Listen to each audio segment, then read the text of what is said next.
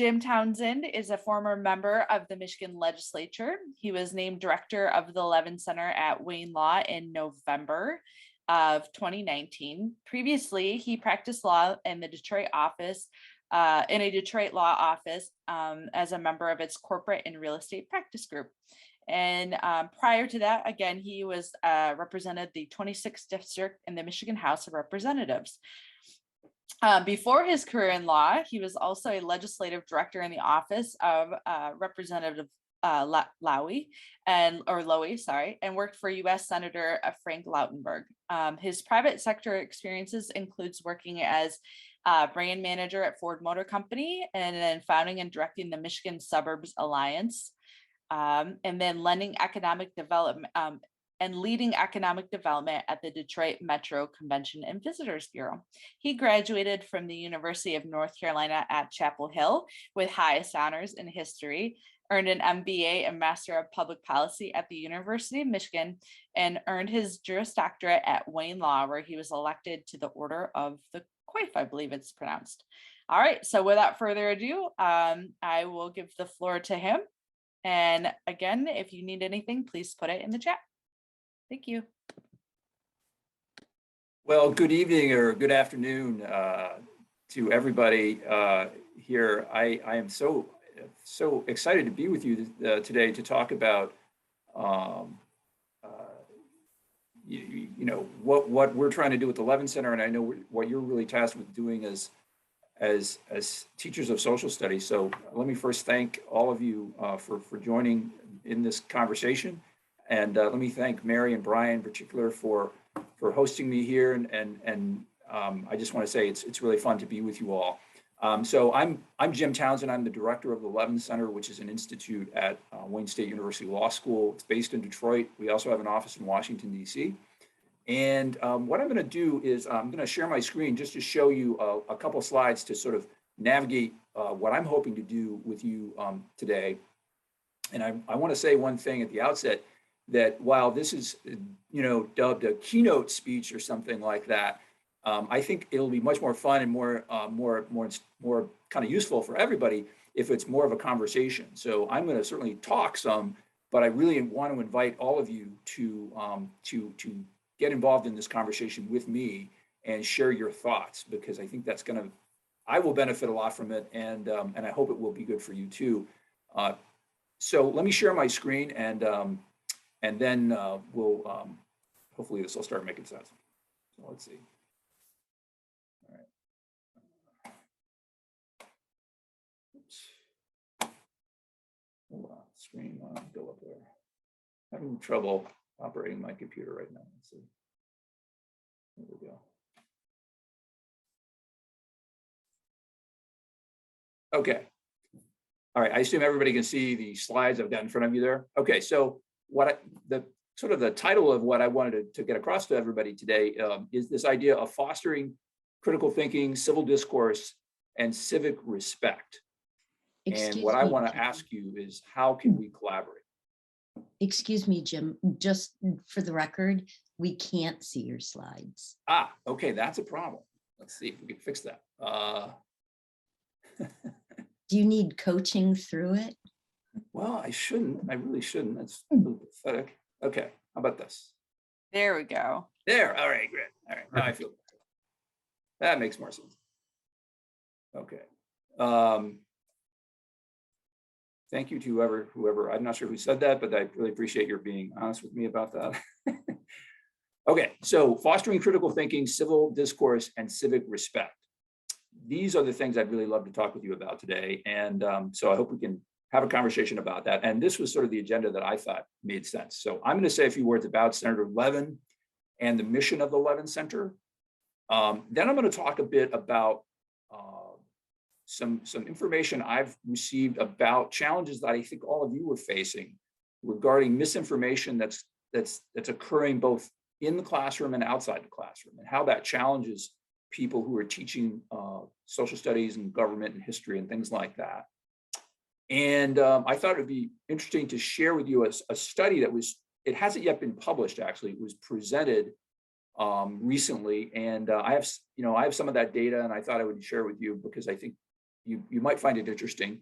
And then I would love to hear what you have to say about your experience dealing with misinformation, both in your lives, personal lives, but how you see it playing out in the classroom, and what you think your both what maybe your responsibility is to that issue, and also what freedom you have or what power you think you might have, and what support you might have to deal with it.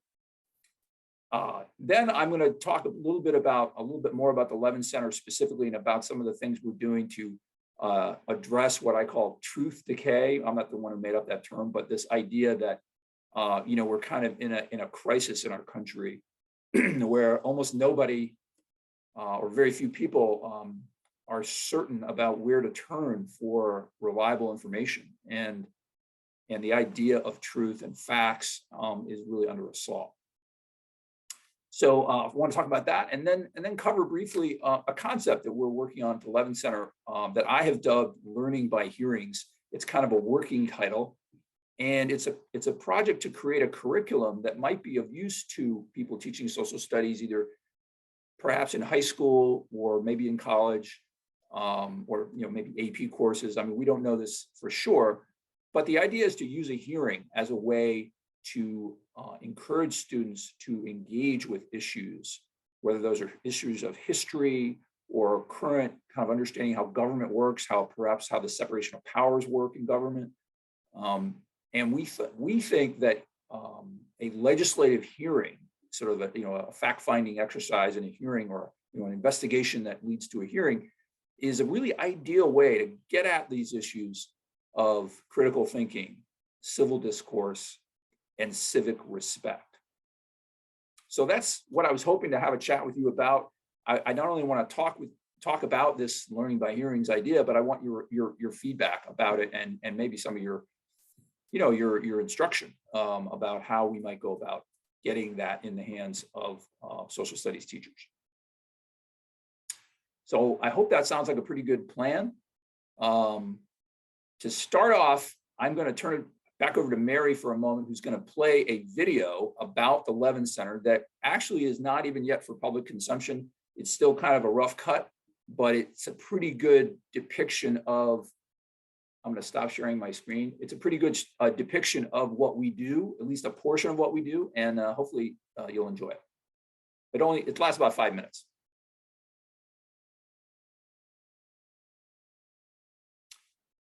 I think you need to empower the volume when you do that.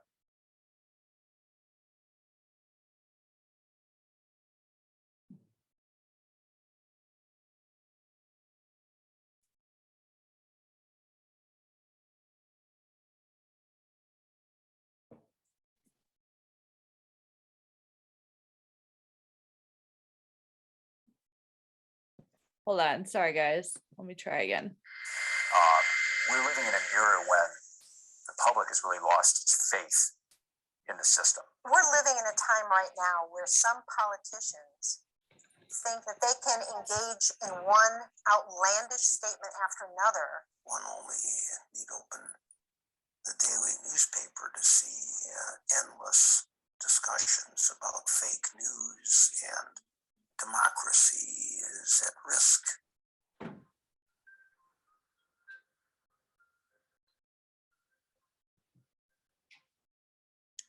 Oversight is part of that larger set of concerns about the role of facts and truth in society. So it can involve conducting hearings, it can involve just doing research and investigation, but the ultimate goal is to try to reveal facts that will help us get a better understanding about the problems that we face as a society. You need, fact-based oversight to have accountability and transparency, so people have confidence that their government is doing good work and solving problems.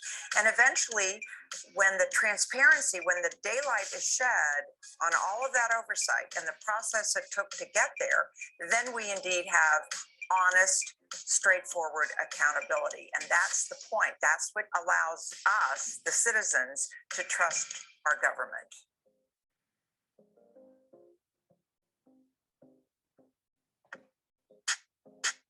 The Levin Center is focused on helping leaders do a better job of sticking to the truth and sharing it with the public. So we're saying to lawmakers, not only is this your job to pursue facts in a way that is bipartisan, but it's a way to do your job well. It's a way to get things done for your constituents. That's what we do in our trainings. We help them see that they can work together. We show them the ways to do a quality, in-depth investigation and how to come together around recommendations. So we take staff from the House, from the Senate, we put them on bipartisan teams, and then we would work them through the investigative process. That the focus was on developing the skill sets, was on developing the tools, better understanding accountability, addressing fraud, waste, and abuse, and really just delivering for the American people. I've had folks who've taken it and said, can I take it again? We have results that are more thoughtful, more accurate, and more credible. We need bipartisan solutions that can stand the test of time. What happens now is you get these partisan solutions, and then as soon as a different administration takes over from a different party, they undo everything that was done. And that's not a good way to approach solving our problems. Oversight, when it is viewed as a partisan activity, has virtually no meaning at all. It looks political. Bipartisan oversight is critical to the credibility of the whole oversight effort. That is not done every place, and it needs to be. The Levin Center is really about building a partnership between elected officials and the public. We're working with both lawmakers and the people they represent. We envision a time when citizens can track how their lawmakers are performing when it comes to gathering information and telling the truth. We want to build up a research base that will allow the public to understand whether the lawmakers they elect are really following the facts, and will be publishing information about that the public can use to decide. Giving the general population some confidence that there are checks and balances in government, and that leaders are held accountable for their actions. At the same time, we're training young people. We're training young Wayne State lawyers. So 6 years from now, we should have 25 of those people working on Capitol Hill. It wasn't until I went on the Hill that I realized that this is a whole component of law that I knew nothing about, that oversight legislation had niches and areas for lawyers to be able to do really, really great work. Really be at the ground level, getting the facts together and kicking them up the chain for people to make policy that ends up impacting millions of people. I mean, certainly the goal of the Levin Center is to replicate Senator Levin through building his legacy and training more people to be like him, to ultimately inspire an entire new generation of future and current U.S. senators to do right, to serve the public, and to put country over party every day.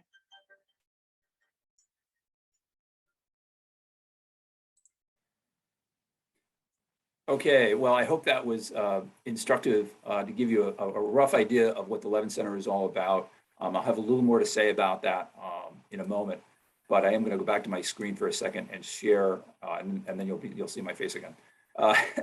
So I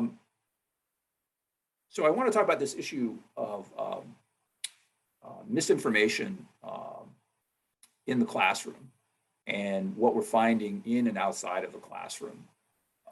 And so what I happened to be at a conference of the Midwest Political Science Association just last week in Chicago. And at that conference, there were a series of presentations given about civic education.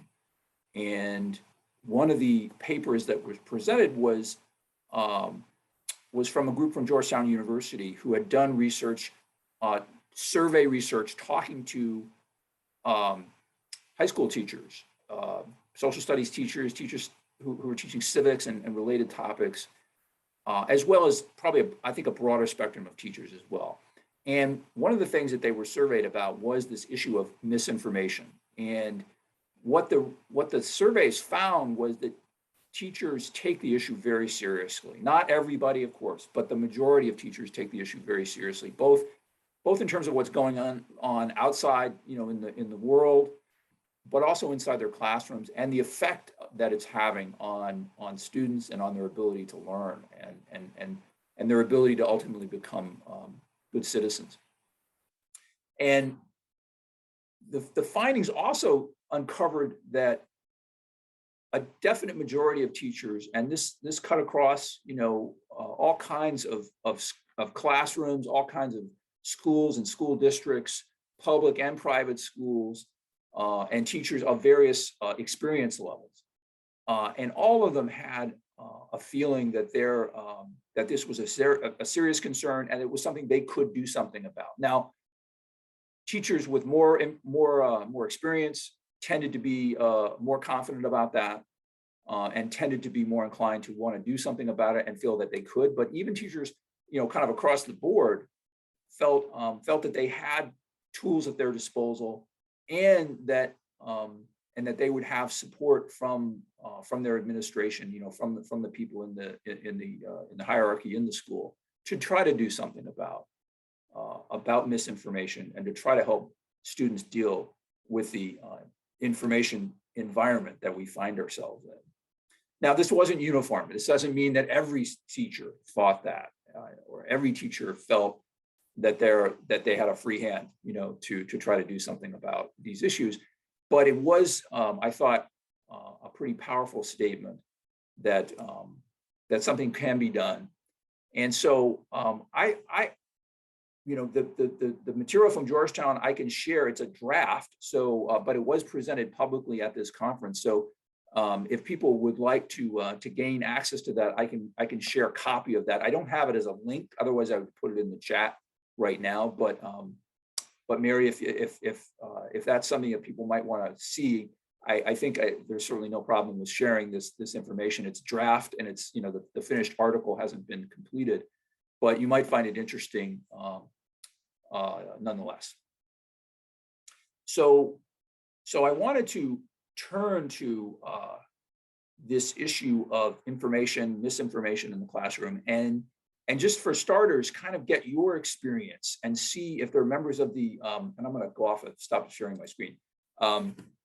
If there are people in this room, so-called room, who have a perspective on what you're seeing. So I would be fascinated to find out from anybody who wants to chime in, what you are finding, what you're seeing in terms of misinformation, both in your own daily lives, but perhaps more importantly, for this conversation at least, how is that playing out in the classroom? What are you seeing occur among your students that say different now than it was, say, 5, or if possible, 10 or 20 years ago, if you have that many years as a teacher? Does anybody want to raise their hand or just chime in? I mean, I think you just unmute yourself, and you can be part of the conversation. Yes, Annette, I see you unmuting. Hi, thank you. So I teach 6th grade world geography, and so our focus is not necessarily always on the controversial issues, but every so often, especially like with the presidential election and what happened at the Capitol, we did talk about it, because even though we're, really focusing on world geography, I think this is important. And so we do from time to time go to current events. And what was very clear to me was that these 6th graders were parroting the feelings of their parents. You could hear the parents' words coming out of their mouths, and they were disrespectful. And I had to say, excuse me, stop. We are not calling names. They were saying horrible things about both leaders and just very emotional about it. And that was striking to me. But, we just always say, hey, we are all about respect in here. If you have something to say, you say it in a respectful way. Calling people names is not part of being respectful. So that was something new that I started noticing last year. So I always tread very carefully and try to remind them whenever we're going to hit a hot topic that we talk about respect ahead of time before we have that conversation. So that's really interesting. And I think it's so instructive to hear about the perspective of younger students. Obviously not the youngest, but students that aren't yet probably into the point where they're learning about sort of the intricacies of the government and civil society, but already they're they're reflecting a lot of what they're seeing either in the media or in their you know, in their community or in their homes. Yeah, absolutely. Does anybody else, are there others who want to talk about their perspective, what they're seeing in the classroom, maybe from another age, you know, age cohort? Or grade level probably is a better way to say it. Yes, Mary, did you raise your hand? Mary. Hi, Mary. Forgive my speech. I'll say that in advance. I also teach sixth grade, so it's not another age cohort, but I wanted to comment on two things. One is misinformation outside of the classroom. At a board meeting that I had gone to in the fall to share some good news about things that were going on in our building, there were some people in the audience who were shouting about things that they disapproved of us teaching in the classroom, with, you know, keywords like critical race theory. And I invited them to come into my classroom and actually hear and see what we teach.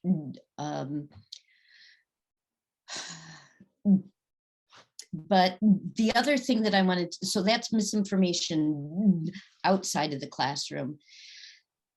In the classroom, in the classroom, I wanted to share a resource that was discussed at a breakout session yesterday. It was called Civil. And if somebody who was there could please jump in and help me out. But they took a news event of the day. They wrote it up, the factual information up. Then they wrote up how there was a left spin of it, a right spin on it. And there were lessons for how to teach the children how to identify bias in language, how different values are being prioritized, and what information, what facts are being used to draw conclusions. And it was a great resource. And if somebody else can't say what it is, I'll look it up and put It's it in the chat. Actually, Mary, I don't want to interrupt you, but it's in the chat.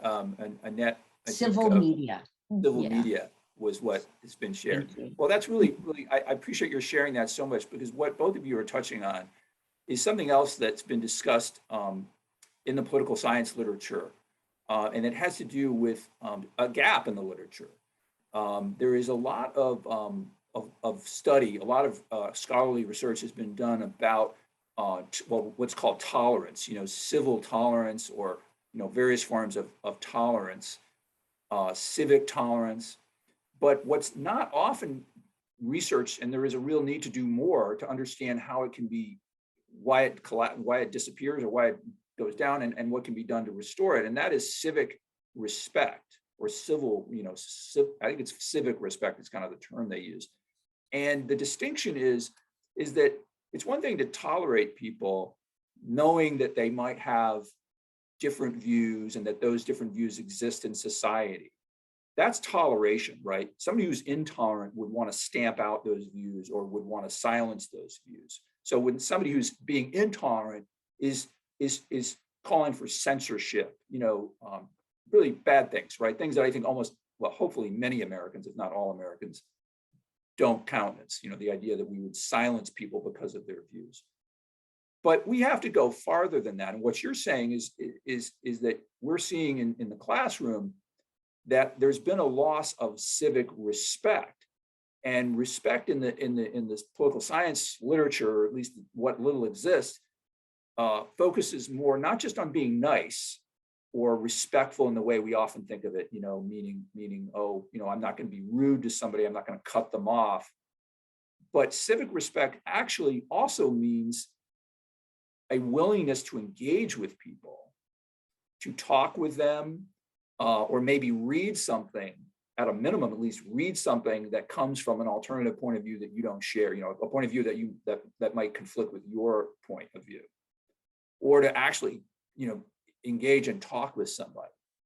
And at this same conference I attended last week, interestingly, I saw some other really interesting scholarship that looked at the willingness of people who are either Democrat, who identify as Democrats or identify as Republicans, to engage in civic respect, to show civic respect as I've defined it. And that means being willing to really read something that they disagree with, or even more, talk with people that they disagree with. And what this data suggests, and again, it's one study, it may not be authoritative, but it suggested that neither side, and and I'm not somebody who's going to say both sides are equally to blame and everything, but in this case, at least, both sides have really lost their ability or their willingness to engage with anything that they disagree with. And so I think, speaking to a group of social studies teachers, it makes me, it calls up in me a feeling of great challenge that, if there's, and it isn't, of course, all on social studies teachers to solve this problem. I don't mean that at all, but you are on the front lines experiencing this loss of civic respect. And so what do we do about it? And what are you empowered to do about it? Does anybody else want to share any experience or anything else they have from their classrooms about how this kind of issue is playing out?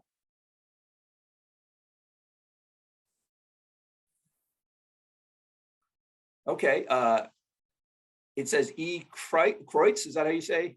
Yeah, it's Evelyn Kreutz. I think Hi. the thing that I have noticed, I teach high school, I teach ninth graders world history, and I also teach seniors. And I think what I have noticed, especially through the pandemic, is that students have forgotten how to have a conversation, because everything is based through text, everything is based through anything media-wise or technology-wise. So they have forgotten the actual art of a conversation.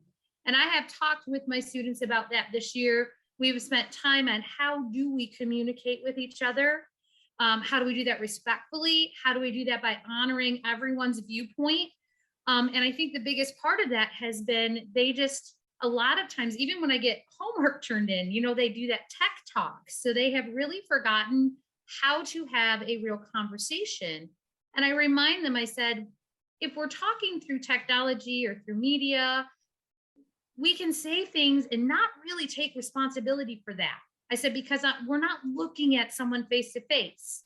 I've said on Facebook or Twitter or any of those, Instagram, people can drop this stuff that's a lot of times very toxic and then walk away.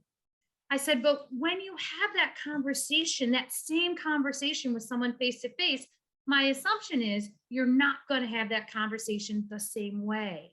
And we have to remind them, or even really at this particular point, reteach or teach them how to have that civil conversation. And that is something that we go over in depth in my class, so that when we do come to those things, like I'm just now teaching World War I and propaganda. So when we do come to those things, we can talk about that civilly, respectfully, and with honor to each person who is sharing whatever their point of view is. And I remind them, your point of view is not wrong. You get to have your point of view. However, we're going to talk about it in regards of history, and we're going to listen to both sides. Wow, that's so powerful. I think you've hit upon, at least in my reading of this issue and my experience as a lawmaker and as a former congressional staff person and as a lawyer, I can just tell you that those conversations, I think we underappreciate the power of talking with people in person and hearing them. And there's just a growing body of literature, not only in political science, but in psychology, about the impact of hearing people and hearing yourself be heard and sharing your experience. It's a therapeutic thing, really, in many ways. Not to get too deep into that, the psychology of it, but there is an increasing feeling that we've really got almost an illness that we're dealing with here in our society. And so how do we deal with that? So unless somebody else wants to chime in right now, I'm going to open up the floor in a few minutes to talk about a related matter. But I appreciate everybody who just now raised their hand and shared. And I don't want to not give anybody a chance to say something if they want to. Okay, so I'm going to move on. I'm going to go back to the screen share for just a second, just to point out, just to get into a couple of other things that I want to mention. Okay, so I want to turn back to the Levin Center for a minute here and talk about, get in more detail. Obviously that video was like flying at 50,000 feet. So it talked about some stuff that may or may not have made total sense, in a 4 or 5 minute video. So the Levin Center has been around since 2015, and it was formed by Senator Carl Levin, who's Michigan's longest serving US Senator. He passed away, unfortunately, last July. But he, up until then, was our chair, our founder, and he led us. And really what the Levin Center is all about is as Jocelyn Benson said at the end of that video, the Levin Center is really about trying to channel the work and the approach that Carl Levin represented, not because he was a liberal or because he was a Democrat. That's not the idea at all. The idea is that Senator Levin understood how important conversations are. I mean, at its most basic level, what he did in Congress was to pursue the facts and to try to get at important questions and uncover issues that were really important to the American people, and to do it in a way that wasn't just coming from his perspective. He reached across the aisle and he worked with people who we disagreed with vehemently on a lot of things, but he worked with colleagues who understood, like he did, that what's more important than any of those ideological concerns is the basic system we have of civil discourse, that citizenship and the people we elect to Congress and to the House and the Senate are people who most of all should be modeling citizenship and civic virtue. And that means that you put the interests of the democratic process ahead of your own personal interests, and that you value the conversation and the sharing of information with people, even if you disagree with them. And in fact, you seek them out, because the best investigation is one that involves people who disagree with each other, because they're going to challenge each other's assumptions. They're going to challenge each other's worldviews, and they're going to leave things, they're not going to skirt around issues because they know that they'll have to bring their best to the table, because there are people across that table who see the world very differently from the way they do. So at the Levin Center, and what you see in the slide there is a link to our website. I encourage you to go there. There's a lot of information there that's really useful for educators, actually, that I think you would find interesting.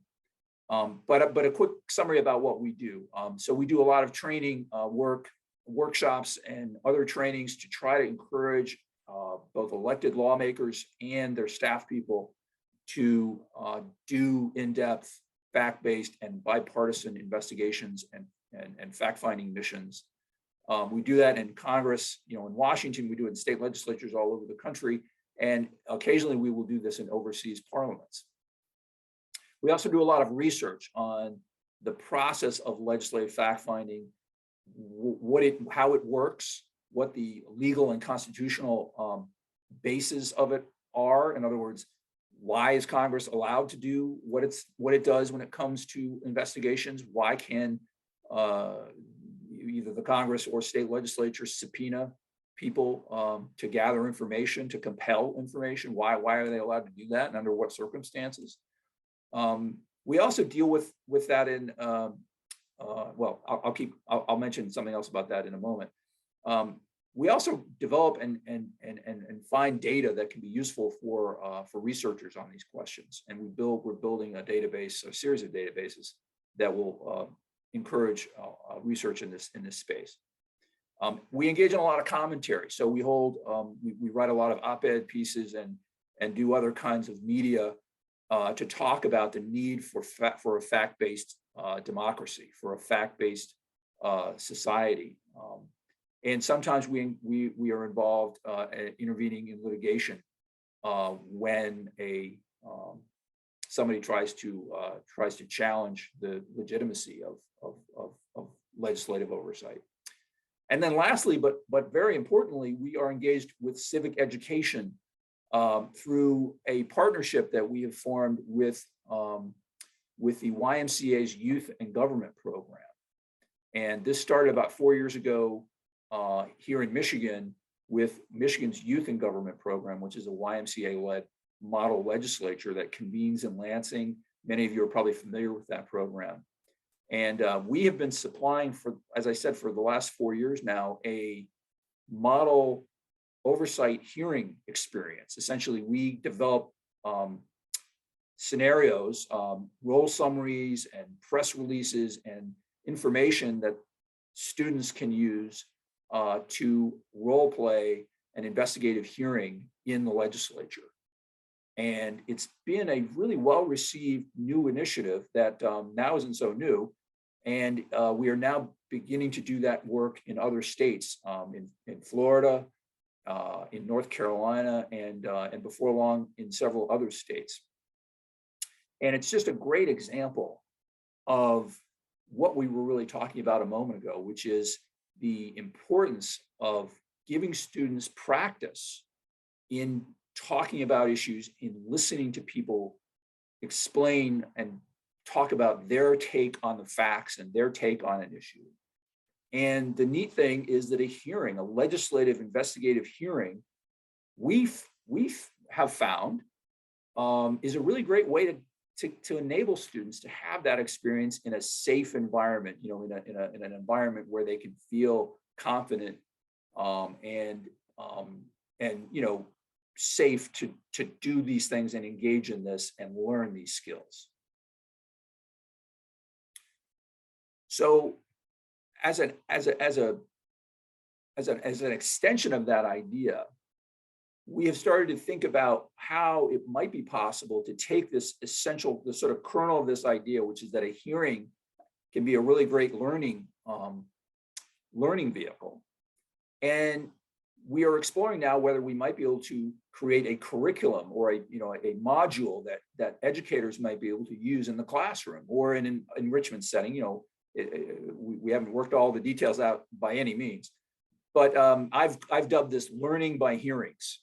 And the idea is to create some form of curriculum that could be used by teachers as a way to scale up and do on a much larger basis the oversight hearing experience that we offer right now through, you know, a handful of states, you know, through the YMCA's Youth and Government Program.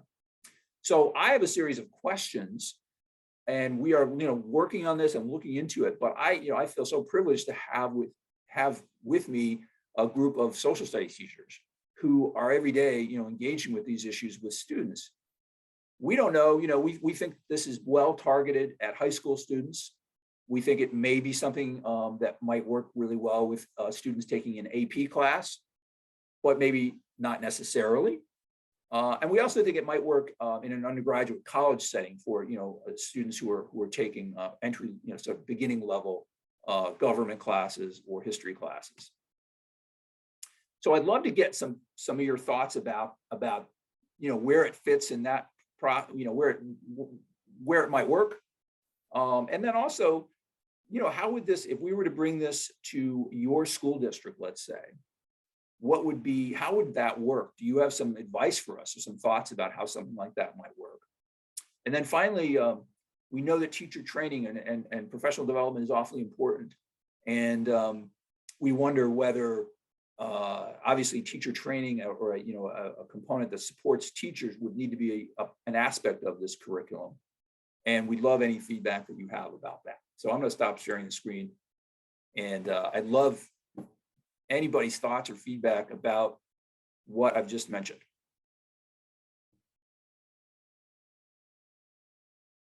Are we crazy? Do you think this is something that can't work, or do you love it, or what do you think? Jim, in terms Brian, of yes. timing wise, sure, I teach AP US history, and like any other AP US history teacher here, that curriculum time that we have before that big test on May 6th is it's really tough to get stuff in. But in terms of post-test, I mean, some schools have a month or something afterwards, after that big test. That's I think that would be an absolutely ideal time to run a program like this, that post AP US history, AP Gov time period. Anybody else have any thoughts on that?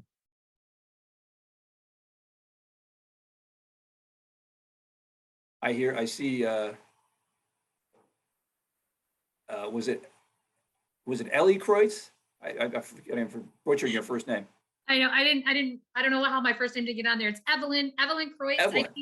I teach AP government, and I agree that would be the perfect time because my test is May 2nd. And we're going to have that. Yeah, we're going to have that time left over. That would be, I agree with you, Brian. That would be an amazing time to put something like that in to just enhance their learning until the end of the school year. Well, that's really valuable to hear that. We have not, again, had many conversations with teachers directly about how this might work. The idea is to create. I'll share. I'm going to share my screen again, just to give you an idea of one sort of basis for this, or one resource that would really work, that could really help students. And I'm just gonna. I got to go to. I have to go to my. I have to go to the website for a second. Hold on. I may have to go to our website and share it with you for a second here. So let me just do that real quick here, if I can. All right, it's not letting me do that. Why is that? Oh, I've got too many screens open and they're not working for some reason.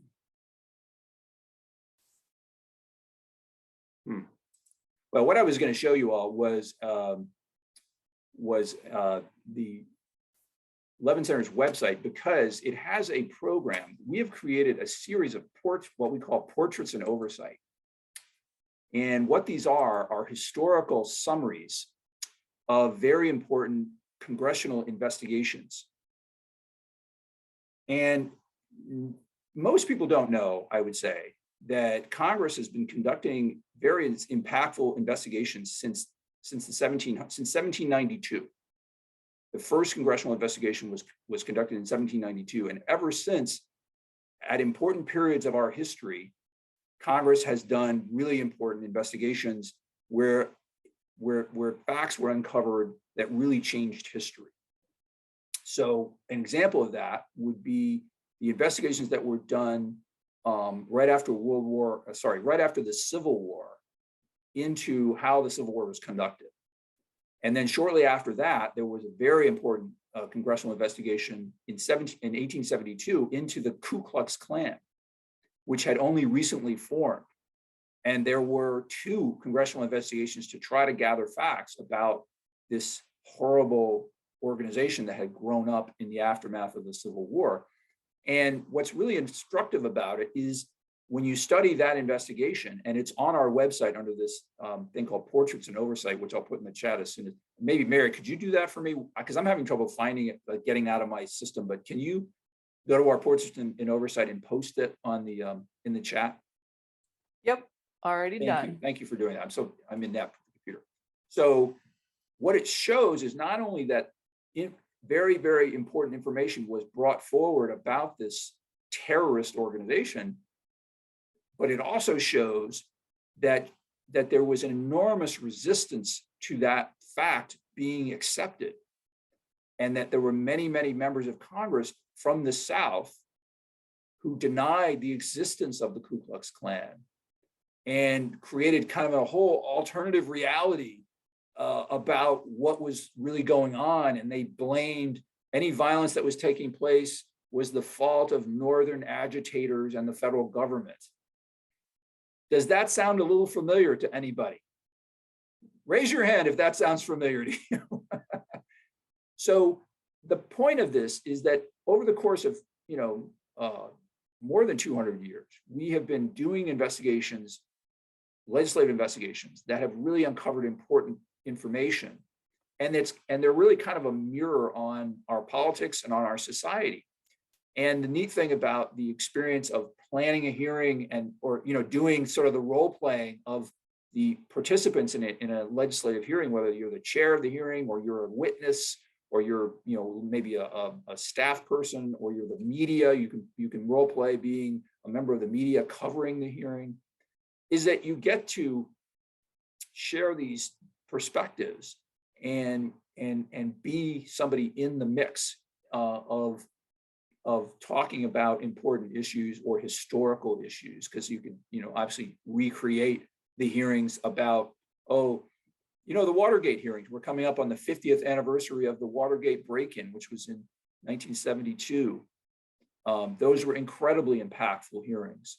You could do the hearings that Harry Truman led when he was a senator, investigating war profiteering during World War II. Those hearings were incredibly important. You could teach something about the McCarthy era, which is an era of paranoia about communism and a terrible misuse of the oversight process. So anyway, there's a tremendous amount of potential for using this system. And I just thought it would be, I thought it'd be really interesting to get your sense about some of these questions that we have. So it sounds like AP post-test would be a really interesting time to have something like this. How does your district go about incorporating something like that into the curriculum? Is there I mean, maybe this is a complicated question that's hard to deal with in this setting, but does anybody have any thoughts about how would you advise us to go about something like this?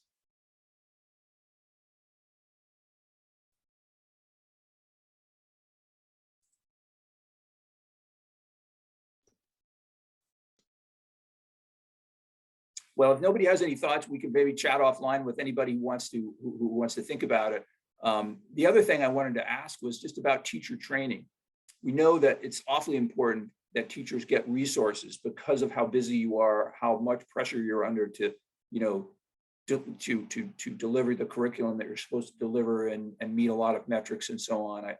We're very sensitive to that. How important would it be to have teacher training, or would the continuing education elements be an important part of encouraging teachers to adopt a module or a curriculum like this? Does anybody have any thoughts about that? Okay, well, Brian, yes? I'll talk again. I think PD for that would be absolutely necessary. Especially as we get the teacher shortage, as I'm sure a number of you subbed on your prep period today know, that's becoming much more of a thing. So we're getting teacher candidates, a lot less of them in there. And as the bar drops when it comes to certification and those sort of things, it's going to be that much more imperative to get professional development training for those folks. If this program, which is looks very, very good, if it's going to be done correctly. Well, we would love to, learn from you, from anybody you're interested in talking with us about how to structure a really good experience for teachers, a really good PD resource, so that so teachers feel like they have the tools that they need to do this without too much difficulty. Lydia, you have a comment. It's not on the PD end. I'm not a teacher, but the piece that that I think also really makes the module program that you do at Youth in Government really powerful is the youth voice part of it, right? So it's the youth are the ones forming the questions, designing the questions. And so that's the other piece that the youth see a benefit out of. right? The Levin Center does a great job building out those tools and building out the resources so they understand the issue, but then they hand the reins to the youth for them to really dig into it and explore the parts of it that they find important. And so it's that's part of the process that I think is really valuable to the teams. Oh, I'm so glad you mentioned that, Lydia. I should have made more emphasis on that. This is it's very much of a, it's not, I mean, the basic elements of the scenario are delivered to the students, but then they are allowed to run with it and take it in the directions that they want to go. And they do that by formulating questions and creating, the basic hearing itself. So yeah, I think that's absolutely a crucial element of it. Well, I think time is beginning to run out. If I'm correct, that we had until about 5:30. Is that right, Mary?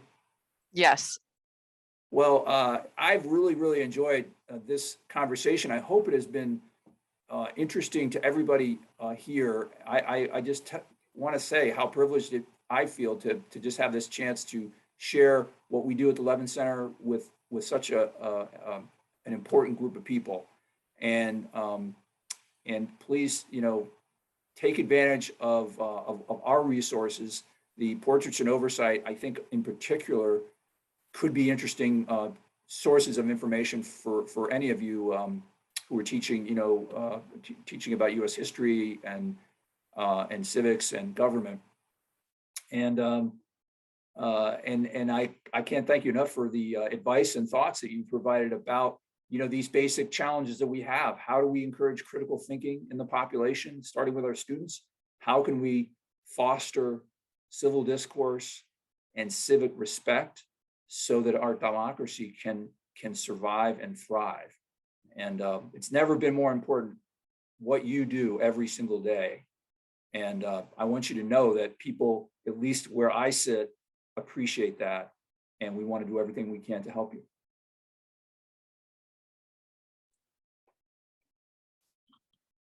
So amazing. Thank you so much, Jim, for being here. We really appreciate having you and your unique perspective about, student voice and getting students involved in civil discourse. So thank you so much. And if I assume that if anybody'd like to reach out, I think your contact information should be on the Crowd Compass conference application, so you could reach out there. And if it's not, I'll do this though. I think I can just do it. I'm just going to type my email address right now, which I should have done before. It's probably in my PowerPoint, but I'm not going to bother you with that. But there's my email address, which I just put in the chat. That's the best way to reach me with any thoughts. And I just wish you all the best. And we're here to serve you. So I hope we can be a resource in the future. Thank you so much again. All right, guys. So our next official event starts at 5:40. So take a little stretch break. Don't forget to fill out the session survey in the conference app. And also here is the sketch form. Oh, Adam put it in there already. Good job, Adam. All right. And we will see you at 5:40.